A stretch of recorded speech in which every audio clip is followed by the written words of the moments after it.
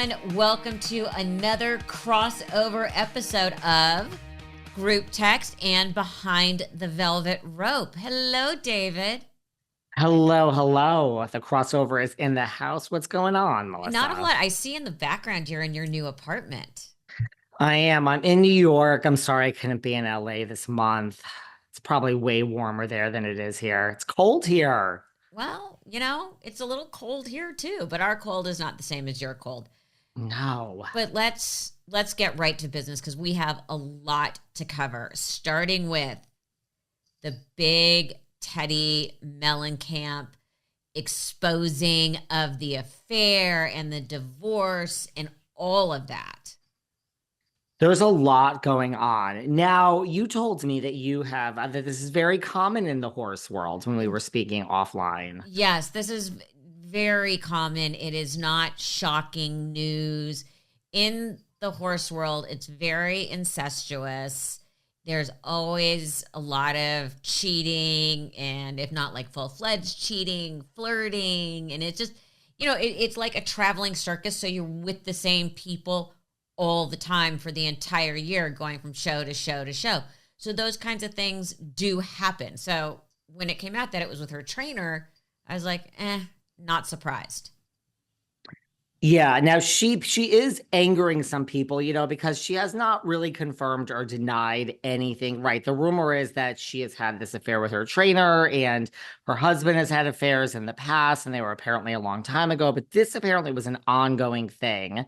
And the trainer's wife was pregnant at the time. And so people are not happy with Teddi. At first on her podcast, she said, I will not confirm or deny any of this. She just put out a statement. Basically, this is like hot off the presses, probably a day old by the time everyone hears this on my and your show. But she just says the only person who can change your life is you. And we have two options: pretend to be a victim or fight for yourself. We all deserve peace and happiness. She's cried and mourned. She's taken accountability and apologized for things she has done wrong. Now, a lot of people are like, well, you haven't really said anything. No, I was going to say, what does any of that mean? Like, yes, Nothing. It happened. No, it didn't happen. See, I hate when people try and thread the needle like that because you just create more questions. Like, what does that mean? There's a lot of questions on this one. And she does then go on to say she's decided not to pander to the media and tell her side of the story because of the big scheme of things. Clickbait means nothing. And of course, three sides to every story.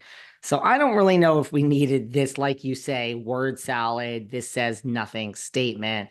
What is this supposed to mean at all? I'm guessing it means she felt like he cheated. Maybe it was substantiated. Maybe it wasn't. I don't think she's denying something happened with her trainer. I'm going to read that as there's more to the story because everyone's fixated on that she was pregnant. And I think there's more to that story. Maybe they were separated. We don't know. We don't know. But I do think the affair did happen. I'm going to go with that just because I know the culture of the horse shows. I would think so. And it's turning ugly. This is not going to be like Kyle and Mauricio, who are separated, who are probably not going to get divorced anytime soon. She at first said, like, I understand it. He's going to see the kids and all I care about is the kids. And she's still saying that, but she has gone back to court and amended that she now wants sole custody, which nothing has really changed except for all the online drama. Like, nothing has changed since she filed originally. So I think this is going to just be an ongoing thing. Well, changing from joint custody to primary sole custody is different. But I mean, like, to get to that point, nothing has, I don't think she's found out anything, at least in the public eye. I just think she's got a lot of public discourse, so to speak. And for all we know, they're doing that just for how the estate is being broken up. It might just be cleaner to do it that way than start factoring in child support and percentages. It might be just that simple that they're just like, this is going to be easier. And I don't think she's going to stop Mauricio from seeing the kids. I don't think there's that kind of stuff at all. Edwin. you know. I've confused you with Kyle and Mauricio. Well, you know what it also is like it's like a bigger question of like, is there an obligation? You have a podcast, I have a podcast, she has a podcast. Like, I think the question is like, do you have an obligation if you're a podcast host and you talk about, she talks about housewife drama on her podcast. She is a housewife. Do you then have an obligation to talk about yourself? Or because it is the same general subject matter that you have no problem talking about when it's someone else, or is there no obligation? You do have a right to a private. I find that conversation, granted, you and I can do an entire podcast just on that. Yeah. But that's right? an existential question to ponder.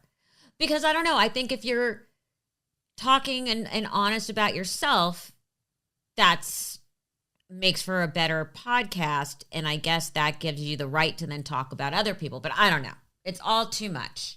And speaking of too much, it just keeps coming. The housewives keep coming. Bethany and Luann.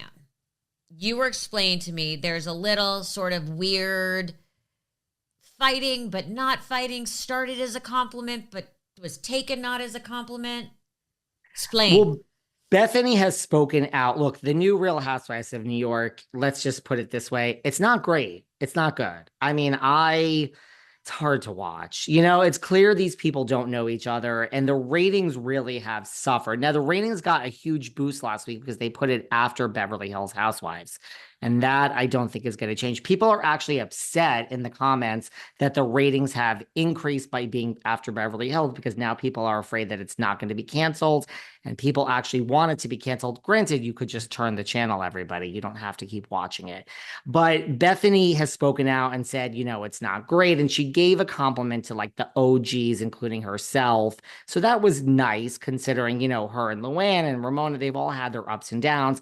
Then she does go on to kind of put down the other OGs and to say like, the way Bravo kicked them out, it was out with the old and in with the new. And these are ladies that certainly need a paycheck. So the more she talked, she kind of took herself out of the negative part of this statement and just left the others, which really was reminding everyone, like, don't forget that I sold my company, for this much. And I just bought my new Hamptons house. And so it's kind of like when Luann was asked about it, like how great, your friend that you've had some issues with has given you a compliment. Luann's like, well, I don't know if this was exactly a compliment. And it is true. Bethany does like these backhanded compliments. Well, yeah, but that's part of her shtick. Her charm. Shtick, charm, call it what you want. But it was very much, hi, here's a compliment. Now I take it back, and now I'm giving you a backhanded compliment. And you're not invited for dinner at the new Hamptons house. I don't know. It's all very... Now, have you been to the Hamptons house? I have not been to her new Hamptons house. I've been to Luann's Hamptons house, and